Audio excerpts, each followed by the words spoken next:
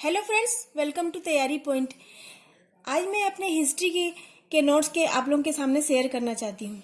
जैसा कि कनिष्क जो कुषाण काल का शासक था, उससे बहुत सारे प्रश्न पूछे जाते हैं, तो मैं आप उनके बारे में डिस्कस करूँगी। इससे बहुत सारे ऑब्जेक्टिव क्वेश्चन आपके मिलेंगे ज़रूर, और आपके लिए यह नोट्स मेंस के लिए बहुत फायदेमंद रहेगा।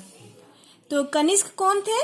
तो मौर्य काल में आने वाले विदेशी जातियों में ये जो कुषाण वंश है, ये एक प्रमुख वंश था। तो आप लोगों को याद रहना चाहिए, कनिष्क जो है वो कुषाण वंश के हैं। और कुषाण वंश कौन था? तो ये मौर्य काल में आने वाली विदेशी जातियों में से एक था। तो सबसे पहले मैं ये बताती हूँ कि इनका जन्म कब हुआ था। तो इनका जन्म 98 ईसा पूर्व में हुआ था। और कनिष्क सबसे प्रसिद्ध कुषाण शासक थे। उन्होंने बौद्ध धर्म का संरक्षण दिया और कश्मीर में एक बौद्ध परिषद का आयोजन किया, जहां बौद्ध धर्म के महायान पंथ के सिद्धांतों को अंतिम रूप दिया गया। और मैं आपको ये भी बता रही हूँ कि कनिष्क जो हैं वो सबसे पहले जो सिक्के जारी किए थे, उन्होंने अपने सिक्कों में सूर्य की आकृति को अंकित किया था, जो मैं यहाँ नहीं नोट की हूँ, लेकिन आपके लिए एक एक्स्ट्रा नॉलेज है। नेक्स्ट लेती हूँ पार्थियन, जिन्हें पहलव भी कहा जाता है।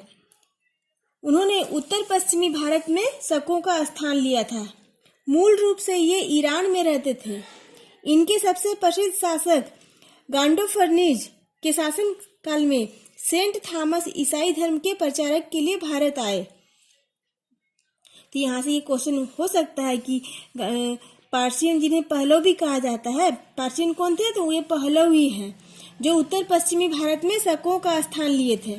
मूल रूप से ये ईरान में रहते थे। ईरान जो अभी आप जान ही रहे हैं, ईरान और जो है अभी लड़ाई चल रही है सबकी, तो वही कनिष्क के शासन काल में ईरान में तभी लोग रहते थे, कनिष्क भी। इनके सबसे प्रसिद्ध शासक गांडोफर्निज शासन काल में सेंट थॉमस ईसाई धर्म के प्रचार के लिए भारत आए। आपसे ये क्वेश्चन बन सकता है कि जो प्रसिद्ध इनके सबसे प्रसिद्ध शासक गांडोफर्निज के शासन काल में सेंट थॉमस ईसाई धर्म के प्रचार में आए। तो आप इन्हें नोट कर ले, सेंट थॉमस कब आए थे? तो इनके प्रसिद्ध शासक गांडोफर्निज के शासन काल में आए थे। यहाँ से एक प्रश्न बनता है। नेक्स्ट लेती हूँ कडफिसेस, भारत में कुषाण वंश का संस्थापक सदस्य था। कडफिसेस कौन था? तो ये कुषाण वंश का संस्थापक सदस्य था, आप इन्हें याद रखें। मेनांदर इंडो ग्रीक शासक थे। तो ये मेनांदर कौन थे? तो ये भी इंडो ग्रीक शासक थे। इनकी राजधानी पंजाब के एकला से थी, और ये नागसेन द्वारा बौद्ध धर्म में परिवर्तित किए गए। तो मेनांदर कौन थे? तो ये इंडो ग्रीक शासक थे, लेकिन इनकी राजधानी पंजाब के सकला से भी, और ये नागसेन द्वारा बौद्ध धर्म में परिवर्तित किए गए थे। मेनांडर और नागसेन के बीच की बातचीत को एक किताब में दर्ज किया गया था, जिसे मिलिंद पन्हों के नाम से जाना जाता है। इससे मिलिंद पन्हों से क्वेश्चन आ चुका है, तो आप इसे अच्छी तरह से याद रखिए कि मेनांडर और नागसेन जो कुषाण वंश के थे, इनके बीच की बातचीत को एक किताब में दर्ज किया गया है, जिसे मिलिंद पन्हों भी कहा जाता है। फ्रेंड्स, जैसा कि आपने अभी कनिष्क काल के बारे में पढ़ा, जो मेन इम्पोर्टेंट जो लाइनें थे मैंने आपको बताई। ऐसे तो कनिष्क के बारे में बहुत डिटेल्स में जाइएगा तो वो काफ़ी बड़ा लंबा चौड़ा पढ़ना पड़ेगा, लेकिन जो मुझे इम्पोर्टेंट पॉइंट्स लगे मैंने उन्हें बताया। अब मैं एक हड़प्पा सभ्यता के बारे में कुछ पॉइंट्स लेती हूँ, जिससे आपके निश्चित ही क्वेश्चन आएंगे। तो हड़प्पा सभ्यता क्या थी? तो लोथल को हड़प्पा सभ्यता का मैनचेस्टर शहर के रूप में जाना जाता था। तो हड़प्पा में जो लोथल, जो अभी गुजरात में है, उसको मैनचेस्टर शहर के रूप में जाना जाता था। कालीबंगन वर्तमान राजस्थान में स्थित है। 7 अग्निवेदी, सजी हुई ईंटें, खिलौना, गाड़ी के पहिए, मेसोपोटामिया, बेलाकार मुहरें यहाँ मिली। तो वही है, लोथल में ही सब ये सब मिले हैं। कालीबंगन में मिले, वर्तमान राजस्थान में स्थित है। वहाँ 7 अग्निवेदी, सजी हुई ईंटें, खिलौना, गाड़ी के पहिए, मेसोपोटामिया बेलनाकार, और मेसोपोटामिया में क्या मिली है? तो बेलनाकार मुहरें यहाँ मिली है मेसोपोटामिया। कालीबंगन में मिली है 7 अग्निवेदी सजी हुई ईंटें, खिलौना गाड़ी के पहिए, और मेसोपोटामिया में बेलनाकार मुहरें मिली हैं, इसे याद रखिएगा। मोहनजोदड़ो सिंधु नदी के तट पर स्थित है। यहाँ से क्वेश्चन जरूर आते हैं। मांडा वर्तमान जम्मू और कश्मीर राज्य में स्थित है। यह सिंधु घाटी सभ्यता का सबसे उत्तरी स्थान था और यह पीर पंजाल श्रेणी की तलहटी में चिनाब नदी के दाहिने किनारे पर स्थित है। फ्रेंड्स, जैसे मांडा कहाँ है? तो वर्तमान जम्मू और कश्मीर राज्य में स्थित है। यह सिंधु घाटी सभ्यता का सबसे उत्तरी स्थान था और यह पीर पंजाल श्रेणी की तलहटी में है। तलहटी में चिनाब नदी के दाहिने किनारे पर स्थित है। इसे आप जरूर से याद रखिएगा।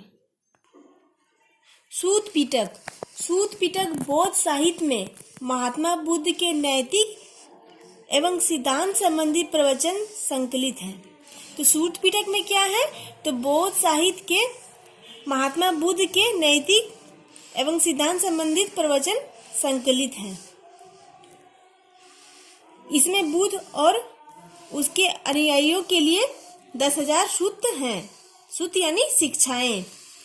तो अब ये इससे क्वेश्चन आ सकता है कि सूत पिटक क्या है? तो बौद्ध साहित्य में महात्मा बुद्ध के नैतिक एवं सिद्धांत संबंधित प्रवचन का संकलन है और इसमें बुद्ध और उसके अनुयायियों के लिए 10,000 सूत्र या शिक्षाएं हैं। ये इम्पोर्टेंट है कि सूत पिटक में कितनी शिक्षाएं या सूत है? तो 10,000 सूत या शिक्षाएं हैं। अब विनय पिटक क्या है? तो विनय पिटक एक बौद्ध शास्त्र है जो कि त्रिपिटक के 3 भागों में से एक है। इसका प्राथमिक विषय भिक्षुओं और ननों के लिए मठ का नियम है। तो विनय पिटक क्या है? आप समझ में आया कि एक बौद्ध शास्त्र है जो कि त्रिपिटक के 3 भाग। त्रिपिटक के कितने भाग होते हैं? 3 भाग होते हैं। तो 3 भागों में से एक भाग है विनय पिटक। इसका प्राथमिक विषय भिक्षुओं और ननों के लिए मठ का नियम है। तो मठ का नियम कहाँ से आया? तो विनय पिटक से ही आया है। अभिधम पिटक क्या है? तो अभिधम पिटक सूत संबंधी सामग्री पर योजनाबद्ध वर्गीकरण के अनुसार विस्तृत कार्य है। तब ये अगर आ गया क्वेश्चन में तो अभिधम पिटक के बारे में आप लिख सकते हैं कि ये सूत संबंधी सामग्री पर योजनाबद्ध वर्गीकरण के अनुसार विस्तृत कार्य है। व्यवस्थित दार्शनिक ग्रंथ नहीं है, मतलब ये व्यवस्थित दार्शनिक ग्रंथ नहीं है, लेकिन सारांश या प्रगणित सूचियों को शामिल करता है।